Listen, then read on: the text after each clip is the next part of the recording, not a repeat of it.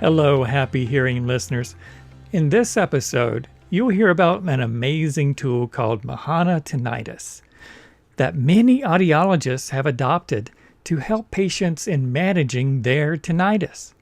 Make sure you stay tuned so you don't miss out on a special gift from Mahan that will be revealed at the end of the episode. Okay, good morning, everybody. We are back with the Happy Hearing podcast today, episode 11. I am Dr. Ruth Reisman, a professor and owner of Urban Hearing Centers in New York. I'm here with, of course, my colleague, Carly Sygrove, and a special guest. So Carly, take the floor. Hi, everyone. Welcome to episode 11 of the Happy Hearing podcast. I'm Carly Sygrove. I'm a hearing loss coach, hearing health advocate and writer. And today we're joined by our special guest, Dr. Craig Kasper. Now over to you, Dr. Ruth Reisman, to tell us a little bit more about him. Of course. So Dr. Kasper and I have been connected for a number of years. He is a mentor, colleague, friend, someone who I aspire to be when I grow up. He is also the founder and managing director of New York Hearing Doctors here in New York City, which is the Center for Excellence in Balance and Tinnitus Care. So welcome, Dr. Kasper, and thank you so much for being here today. I really appreciate you guys having me. This is an honor, and it's always nice to hear that I've made some sort of an impact on somebody in this world. So I really appreciate that. But it's definitely a pleasure and an honor to be here with you guys today. Yes, thank you so much. And you've definitely set a legacy with me. So I'll just let you know that. But I think it's great to have you here. We're looking forward to having this conversation. I think we spoke a little bit before we started recording about how we're all connected in our hearing difficulties and hearing challenges and hearing history. So I would love if you could tell us a little bit about that and how you kind of came to working with tinnitus and balance and musicians. Give us some information about that. Yeah, sure. I've definitely had an interesting road through our field of audiology and what I do professionally. And it's definitely intertwined with a lot of things that I've kind of been involved with personally throughout the course of my life. When I was younger, music was the central part of my existence. I thought I was going to be a professional musician.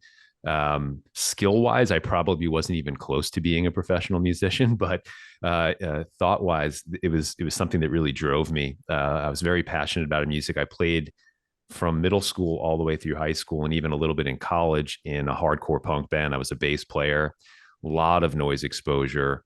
But what that afforded me was the ability to actually understand the musician mindset and also the exposures and the things that we, as musicians, needed to do to monitor ourselves, to monitor our bandmates.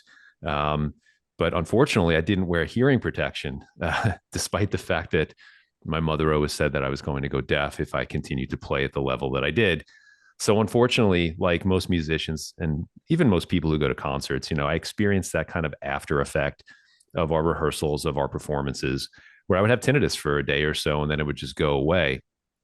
But throughout the years, and even to this day, and I talk to my patients quite a bit about it because I think it's an important element of my story that they understand that I understand what they're going through. I still experience tinnitus, but for the most part, I've habituated pretty well to it, but there are definitely days where it is much more bothersome than others. And we can definitely dive into kind of what I do and what I talk to my patients about. But this love of music and these personal experiences led me to the field of audiology. And I didn't even realize, to be perfectly honest with you, what audiology was. Most of us we're not born into this world saying we want to become audiologists. We're just not exposed to it, really. But I had a professor as an undergrad who took me under his wing, and it was literally the first time that I did well in school, in college. As I said before, that I wanted to become a professional musician, and school really wasn't my focus. But when I sat in this class, and I also had a passion for science too. That was thanks to my dad. I was looking under microscopes when I was a kid. But I sat in an introduction to audiology course as an undergrad, and it combined sound and acoustics and anatomy and physiology, and the passion that this professor kind of exuded and just kind of demonstrated to the class. It was infectious. And I fell in love. And it was literally the first semester in school that I ended up getting like a 4.0. And it was kind of funny because I brought my grades home to my dad, and he said, "There's no way that you did this. You're paying somebody to take your tests now." And I said, "No, I really found what I'm interested in." He said, "Yeah, prove it again." So it rolled from there. I was lucky to work with some amazing people at the University of Buffalo as a grad student. A neuroscientist by the name of Richard Salvi, another neuroscientist by the name of Donald Henderson was there. And lo and behold, they were focused in their research on noise-induced hearing loss and tinnitus. So now that's going back in the mid 90s when I had that experience. So that just kind of the trajectory, it just continued from there. And just from your perspective, Dr. Reisman, I was up there, and one of the big draws for me was Jack Katz, because he was a mentor to me up there. And I sat through his classes, and he's just an amazing human still, in terms of his impact on the world. So yeah, so it was a wonderful transition from being lost in space, thinking I was going to be this amazing musician, to finding a professor. And that's why what you do is so critical in terms of teaching young minds and inspiring them. And then ultimately finding my way into this world where it was so heavily focused on the things that I was interested in, and just being lucky and being in the right place at the right time, basically. Yeah, I think it's interesting sometimes and I've heard people say this about their career. Sometimes the career found them more so than they found the career. So it sounds like that was kind of your path. One of the questions that I often get from musicians, and I'm just curious on your perspective on this, of course, we'll do their hearing test and we'll see some signs of noise-induced trauma, and we'll talk about hearing protection, and they're like, well, then it's going to be difficult for me to mix my music, and it's going to sound different, and I can never communicate well, and it's always so. How do we navigate that? Because I can understand them that the music sounds so much better in its full capacity to them, but then how are we balancing that with protecting their hearing long term? It is a delicate balance, right? And I think that, look, if we're being honest, music sounds great loud. It does. There's just no way around it, especially because of the emotional elements that it gives us. And if you're a musician who is a creative, you want to be fully enveloped in your experience, right? And you don't want any barriers between you and the art and the craft itself. It's interesting because when I first came out of grad school, I worked at Columbia Presbyterian. I was, again, lucky to fall into the right place and the right people as mentors. Like Jackie Spitzer was there, and an audiologist by the name of Abby Berg was there as well. Both PhDs who were just, so focused on making sure I was doing the right things. But I was lucky because I was able to bring together my passion for working with musicians and the hospital work, where we actually, they allowed me, which was amazing to think about it, kind of looking back, that I remember the head of the ENT department, his name was Lanny Close at the time. And he was this very smart, academic looking gentleman. And I had to sit across from him because my supervisor said, you should kind of pitch this idea of a musician's hearing center at Columbia, at the hospital. And I said, "You think so?" And she said, "No, it's definitely a really great idea. We don't have anything like it." So I sat there and I pitched, and he said, "Yeah, let's go ahead and let's do it." So at that time, it launched the Columbia University Center for Hearing Conservation at the hospital, which was literally I think the first formal program for the prevention of hearing loss for musicians in any hospital setting.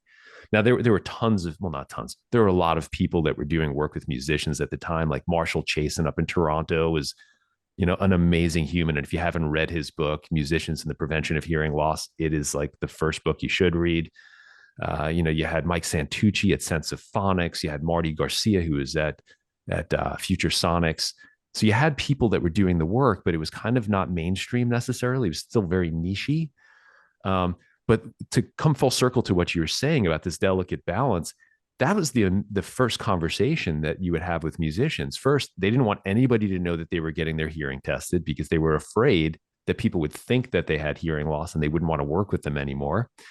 And then the second part of the equation was, okay, if they agreed to do something to protect their hearing, what were the appropriate options, but how was that going to impact their ability to perform, rehearse, record, mix?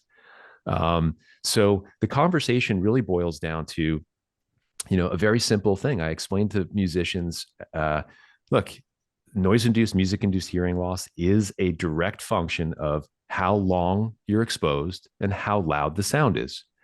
And if we can figure out how to keep you within safe exposure limits, maybe you don't need to wear hearing protection in certain situations, or maybe you don't need to wear as much as you think. That should be very tailored for the musician. So for instance, everybody just kind of slaps a filter on an earplug and they say, oh, this should be great. But what's the instrument the musician is playing? How long are they in that environment? What's surrounding them, which is critical. So I think it has to be much more tailored for each individual musician, starting with the educational piece and understanding what their exposures are, and then ultimately helping them understand that there is more than one option to help them protect their hearing in those potentially hazardous environments. Yeah, that makes a lot of sense. Yeah, it's interesting. I'm just thinking because you talked a bit about that stigma there, Dr. Kasper, about stigma for musicians. And I mean, that's kind of, it's that stigma we've almost been brought up with, like throughout our lifetime. When I had hearing loss, my first thought was, I'm limited now. What am I going to do with myself? Because I've been brought up to think, oh, hearing loss is this bad thing, and it's for old people, and this kind of thing. It's not cool. And I can only imagine that in the musician community, this is even more so because musicians are cool in our general society, and who wants to be a musician with hearing loss? And not only is it affecting their job, there's this double-edged sword that, well, if they try and do something about it, then they're going to be perceived as not as a good a musician or not as capable. So I can understand how that must be quite difficult for somebody in that industry, and also for people like you working with them to try and actually, like you said, explain and educate them about different ways of protecting their hearing. Yeah, I think that the stigma, I don't think there's as much of a stigma associated with the protection side of things as it was when I first started. Mm-hmm. And I think that the reason for that is that everybody's using in-ear monitors now, whether or not it's safe and appropriate. And I think it's really important to understand that in-ear monitors are not hearing protection by design. They can still cause hearing loss if they're not fit and used appropriately. But when they are used appropriately, and everybody in the band is on in-ears, and they remove all of the speakers or most of the speakers on stage, which are usually the culprit for this kind of upward competitive monitoring element where everybody's turning their volume up so they can hear themselves. When you remove that potential variable, it does give them the best opportunity to make sure that they are listening at safe levels, especially when you have touring musicians who are playing night after night after night after night, and they're not giving their ears a rest at all.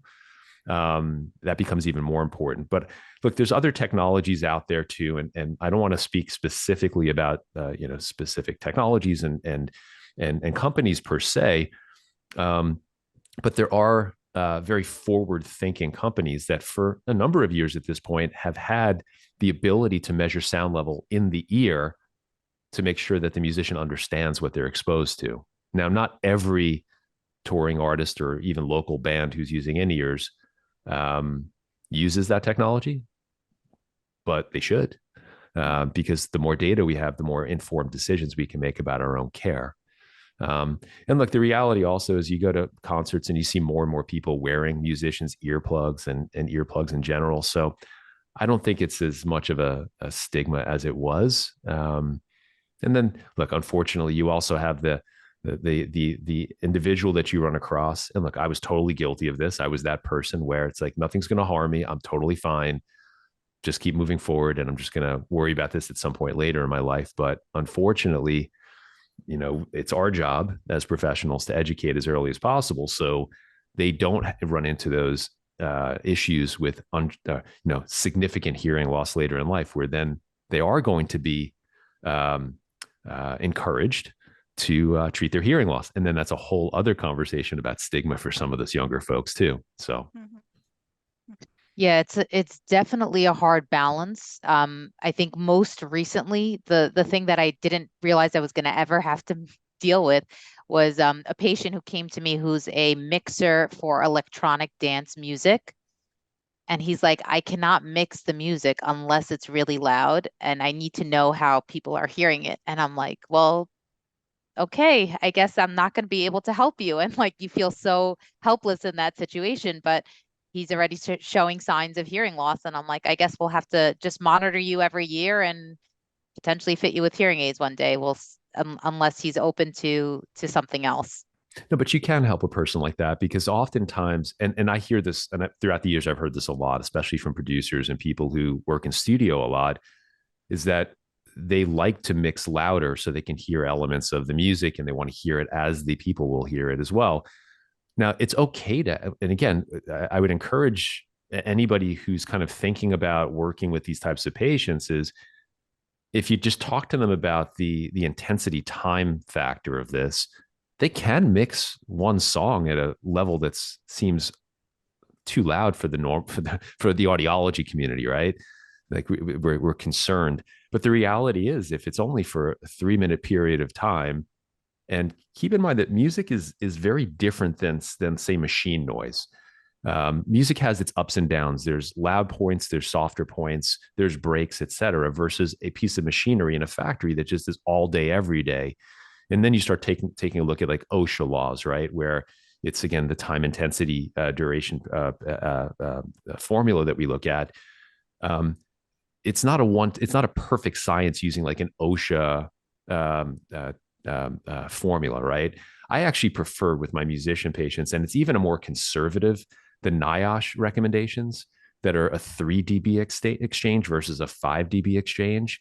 It might be a little too conservative in some cases, but I would rather be more conservative with my musician patients because clearly they depend on their ears to earn a living than less conservative. So I think that for that particular patient, I would just encourage them to say, look, it's okay to mix loud, but you have to take frequent breaks. And it might just be one, a certain period of time based on the amount of sound that they're exposing themselves to.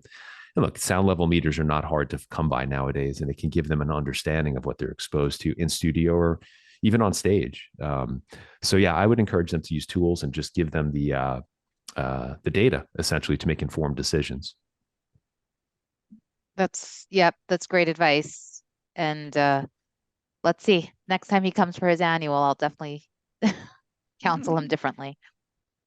I think for people listening to this podcast who maybe just enjoy music or are around music quite a lot because of their jobs or that kind of thing, I think what you've just said there is really important, that it is about how long you are exposed to that sound has a huge impact. It is a factor in whether it can cause damage or whether it could cause any kind of tinnitus, hearing loss. So it is considering not just the loudness, the volume levels, it's that amount of time spent. So I think just for people listening, that's an important point to take from this is maybe 10 minutes, some loud music for 10 minutes is okay, but just be careful. Just be, if you start with tinnitus or anything, it's time to stop, or give yourself those little listening breaks and take that time away from it. Well, I would be careful at using the tinnitus as the factor though, right? Because everybody, there's not a one-to-one relationship, and not just because you don't experience tinnitus after an exposure doesn't mean it wasn't damaging, right? So I wouldn't use that as necessarily a metric, but I do agree with you where let's say if you go to a concert, taking breaks and kind of pulling yourself away and clearly not standing on top of the speakers. And, the most intense areas can be in and around the stage. Although I've been to concerts lately, no matter where you are, the whole place is just completely buzzing. So I would just say, bring musicians earplugs. You can get them so cheap online at this point, generic earplugs, and they're effective, and that you're going to walk out of there and you're not going to harm your hearing. It's interesting because years ago we looked at it like what the dermatology community did for skin cancer and sun exposure, where years ago, nobody used sun protection, skin protection for the sun. They all lathered up with baby oil and put mirrors under their face to try to get, more sun exposure. But the dermatology community did a great job talking about the potential, not only short-term effects, but clearly the long-term effects of too much sun exposure. It's not too dissimilar when it comes from a hearing loss perspective as a result of music or noise exposure, where I think that we've done an okay job, but I think that there's much more room to actually educate the general public. It comes in fits and spurts. Like last year, the last time there was a big kind of media attention surrounding is when the iPod came out years ago. We did so much media surrounding kids and music-induced hearing loss, and people like Brian Fliger did great research on headphone types and exposures and all that stuff. But it's kind of been quiet now. Nobody really thinks too much about it. So maybe we'll see another resurgence of energized clinicians talking about it to the general public. Maybe. Just a little aside about musician earplugs, because I have sound sensitivity, which came with my hearing loss and tinnitus. And I loved music. I still love music, but I used to go to a lot of gigs, used to, love live music, and now struggle to be around any kind of loud music at all. And musician earplugs has actually helped me to start going to see live music again. So I just want to say, if you are struggling with sound sensitivity, give it a try. You are protecting your hearing by using them. So if you've got that worry as well, and also little by little, like we're saying, small bits. For me, it helped going for a short amount of time, taking a break, going back. So just kind of retraining yourself to be okay around louder noises. So yeah, big shout out to musician earplugs for that reason as well. There's a couple of elements that I would probably speak to on that point. Yes, protect your hearing. There's no doubt that's critical. What's interesting is when we do have some hearing loss, oftentimes our range of comfort becomes compressed. And that's a very real physiological phenomenon. It happens. We don't have to get too deep into the science, though, but it's a very real phenomenon that occurs throughout the peripheral and central auditory nervous system. But the other element that we encounter, and this is oftentimes sound sensitivity, it comes in parallel with tinnitus.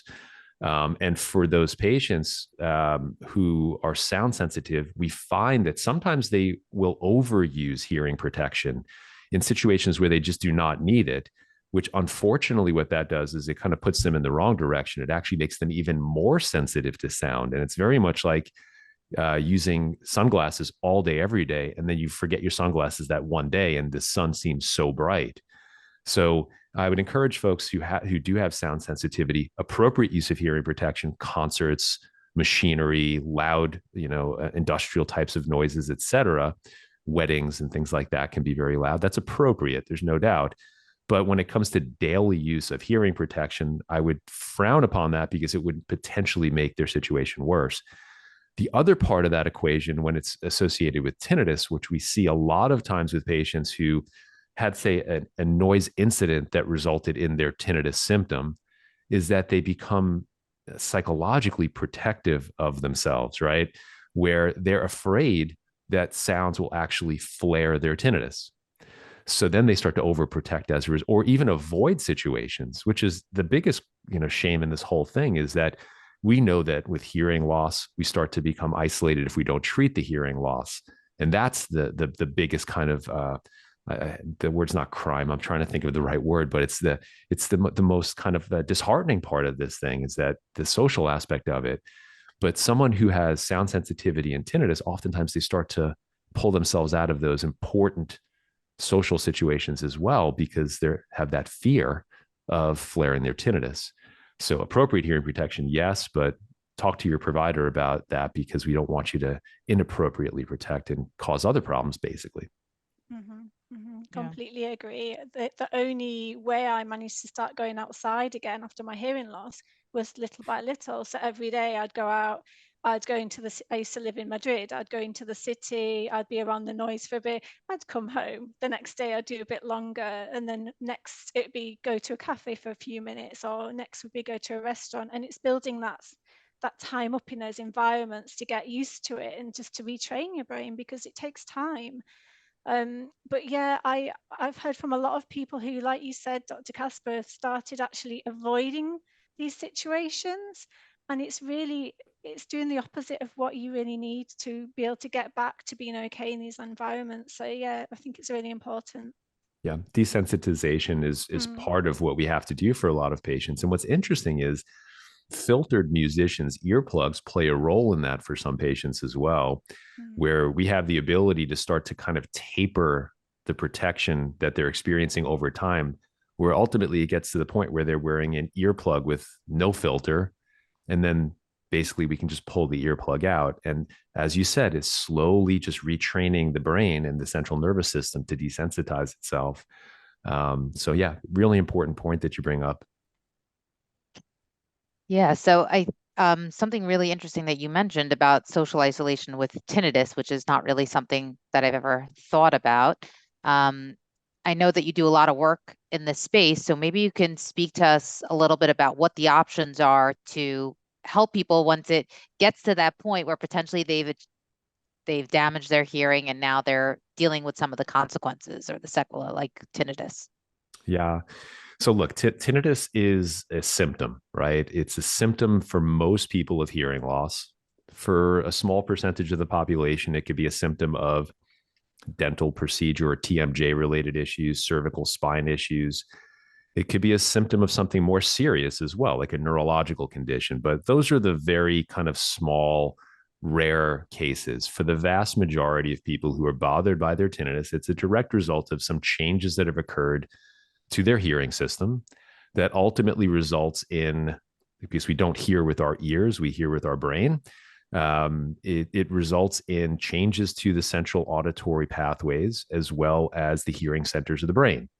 Now, the reality is that 100% of people have tinnitus. And if you take a look at studies that were done in the 1950s back in New York City, they took random people off the street, asked them if they experienced any ringing, buzzing, hissing, anything like that. Most people said no. Some people said yes. They put them in what's called an anechoic chamber. And lo and behold, 100% of them, when they took them out of the chamber, experienced some sort of tinnitus. And what's interesting is that although all of us experience those changes to the brain that ultimately result in the brain turning up its internal amplifiers, searching for sound, that's what tinnitus basically is a normal, benign brain phenomenon. For the people who are bothered by tinnitus, there's other areas of the brain that get roped in, specifically the limbic system, the emotional centers of the brain. We now know that the frontal lobes, which are the attentional centers of the brain, are involved as well. And then we start to take a look at the sympathetic and parasympathetic nervous systems and other elements of our physiology that become roped in. So when it comes to treating somebody with tinnitus, I think that the most important element is one, education, because that's sorely lacking in our world. The vast majority of patients will come to us and they'll say, well, I've seen 5 doctors.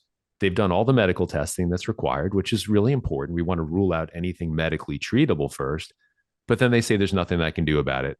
Or they say take GABA, or they say do acupuncture, or they say take a dietary supplement, or put on maskers, which unfortunately is looking at tinnitus in a way that is not current in any way whatsoever.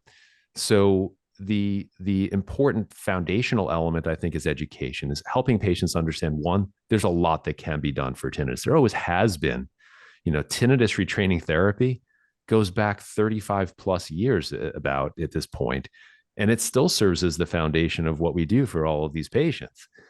Things like cognitive behavioral therapy have tremendous value. And if you take a look at the position statements for the American Academy of Audiology, ASHA, the American Academy of Otolaryngology, head and neck surgery, you look at the green light, red light, yellow light recommendations. The only green light recommendations, and this is based on the research that they've looked at to actually develop these position statements, is tailored sound therapy of some form and cognitive behavioral therapy. Those are the only things that have real research behind them at this point. That said, if a patient says, well, look, I took lipoflavonoids, which is a very common supplement that doctors talk about to their patients with tinnitus, and they say, I feel better.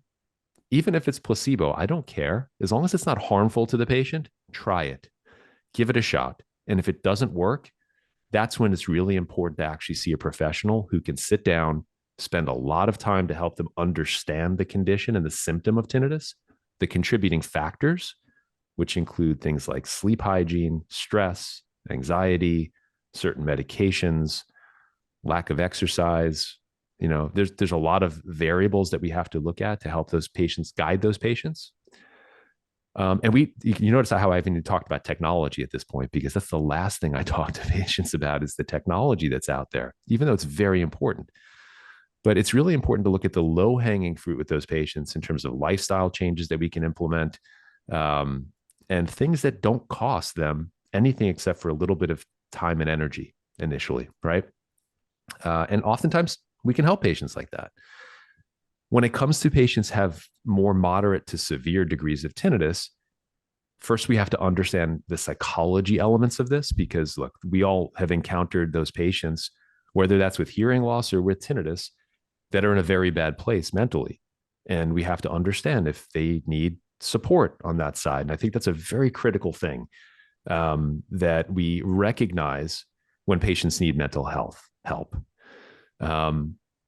In addition to that, we have tools like hearing aids, which are very helpful for a lot of patients who have tinnitus. At the end of the day, it's a symptom of their hearing loss.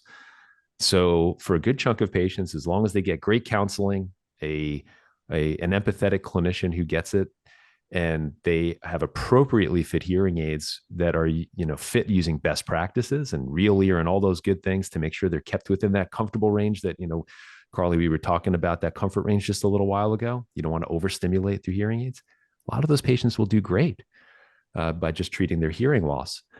In some cases, we have to kind of pull out technologies that are tinnitus specific. Tinnitus retraining therapy, as I mentioned, is great. We have this new device, and it's not really new anymore, but there's the device that came out of research at the University of Minnesota and an Irish company called Neuromod. Device is called Linear. We've had great outcomes with that when patients are compliant and they work very closely with the clinician and do a lot of things that we encourage them to do throughout a process. And sometimes we have combination therapies. For instance, I mentioned cognitive behavioral therapy. Sometimes you can't get a clinician, a mental health provider who understands tinnitus. Or sometimes patients don't want to go to a therapist, right? We have apps, digital therapeutics that are available that are tested, that have growing body of research behind them. One of those apps is called Mahan Tinnitus, which we've used successfully in combination for a lot of our patients. And I could definitely talk to you more about kind of the digital therapeutic side of the equation, but I think it's really just important for patients to understand there's a lot of options out there that can help them. They just have to find the right provider who has the understanding of how to pull this together and which keys will open the appropriate locks for those individual patients. And just for those patients to know that you can do something about it. I hear from so many people who are, like you said, told, okay, you've got tinnitus. Oh yeah, we can't cure that, so you can't do anything about it. And they're sent on their way. And it's so common, and it shouldn't be, because like you said, there are so many things you can do about it. I just want to quickly ask, how can an app help tinnitus? Because I'm skeptical. Yeah, I'm a skeptic at heart. I think especially when it comes to tinnitus, we have to be very, very careful, because it's interesting, because I've looked back historically of what's been done for tinnitus throughout the eons. Essentially, if you look, tinnitus was initially described in like the papyrus scrolls in ancient Egypt, and you think about all of the kind of witch doctoring that kind of went along throughout the centuries.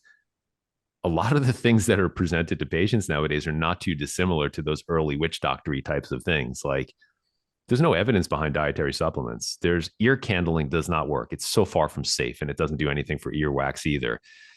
Acupuncture has thousands and thousands of years of Chinese medicine behind it. I believe in those things, but does it directly impact tinnitus? There's no evidence for that necessarily. So I'm really very skeptical, as we should be, when it comes to tinnitus. That's why real world stuff really matters to me. So this particular digital therapeutic that we're talking about, this Mahana app, it's interesting because the company, I've just come to learn about them within the past year, I would say. And I've had a lot of conversations, as I do with all these technology companies, just because I like to try things out. And they started not in the world of tinnitus. They started in the world of irritable bowel syndrome, which when you think like, what does that have anything to do with tinnitus whatsoever? But when you think about the parallels, they're both mediated by a stress response. And there's significant evidence that for IBS, that cognitive behavioral therapy has a lot of benefit. So they have tons of research on the IBS front. And then they realized, I think it was probably about 3 or so years ago, where they started developing the tinnitus app with some very highly respected tinnitus psychologists, as well as tinnitus research audiologists, where they started to realize, oh, there's a parallel here, and maybe we can modify what we're doing to actually help folks who have tinnitus as well. I've worked through the app because, again, I test everything. I'm my own guinea pig. It's a very well-designed, easy to use app. And this is not an ad for them, just so you know. I don't represent them. I'm not an advisor for them. I don't get paid by them. There's no connection there whatsoever. I just like to see what tools we can use for patients. And it actually helps walk them through step by step different strategies and tools that can help kind of unravel the catastrophic thinking or the negative thinking associated with tinnitus. And it's like there's guideposts, and then it unlocks certain elements and strategies like box breathing, mindfulness-based exercises, et cetera. Now, is it for everybody? No, it's probably not for everybody. But is it for the person that has maybe, is open for it, has a stress element associated with their tinnitus, which is a lot of our tinnitus patients? 100%. And what I can say is that if you take a look at the research, and I'm actually interested in, we collect a lot of data on our side as well in our clinic. But if you look at their research, I can only point to one study that I have that's published. It's about 100 patients within a 6-week period of time. About 60% of those patients actually saw meaningful benefit as measured by a reduction in what's called the Tinnitus Functional Index. It's a TFI score, which is one of the questionnaires, talks about impact of tinnitus on somebody's quality of life. So it's interesting. It's really interesting to me. And I think that, again, because there's a do no harm element in my world, this is very low hanging fruit. As I said, it's easy for someone to implement. And at the end of the day, if it doesn't work for them, there's no harm, no foul. They tried something else, but the research is at least the research that I'm seeing is showing benefit. So, and the patients that we have, they say it's a very important introduction and kind of contributing element to their success as well. So we'll see over time. Yeah. So I think that, go ahead, Carly. So it's basically based on cognitive behavioral therapy and mindfulness, this kind of thing. That's correct. Yeah. Okay. That's correct. And look, there's other options for that as well. Like Jennifer Gans, who's a clinical psychologist in San Francisco, has a wonderful program as well called Mindfulness-Based Tinnitus Stress Reduction. I've known Jennifer for years. She's so wonderful at what she does. And that's appropriate for a lot of patients too. Tons of science behind mindfulness-based stress reduction strategies, going back to John Kabat-Zinn doing research years ago. In any case, I think that it's important to understand that there's tools that we should all be mindful of that can help these patients wherever they are in their tinnitus journey. Yeah, I think that's great. If you could just leave us with one tip for the listeners on how to kind of take control of their concerns with tinnitus, or what their first step should be to get on that journey, I think that's always a great way to end kind of the segment. Sure. I appreciate that. Well, first of all, thank you very much for having me. This was great. And what you guys are doing to educate is so important in getting this message out. Look, one tip that I would say is never lose hope. Don't believe when somebody says that there's nothing that you can do for your tinnitus. Find the tinnitus practitioner who you click with and who comes to this from a science and experience perspective. Make sure you get your hearing tested first, though, because that's going to tell us a lot of what's going on and potentially what direction we need to take you in. Perfect. Thank you so much, Dr. Kasper, for being here and educating all of us, and look forward to having you again, hopefully in the future. Yeah, totally. Thanks My for pleasure. coming.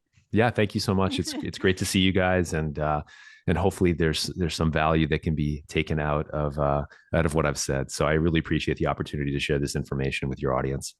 100%. Thank you. Have a Cool. great day, everyone. Take care, guys. If you'd like to learn more about the app Dr. Kasper mentioned, Mahan Tinnitus, you can visit mahana.com/happy for an exclusive free demo code for happy hearing listeners. Again, that is Mahana, mahana.com/happy. And you will also find that link in the description of the episode as well. And as always, thank you for listening.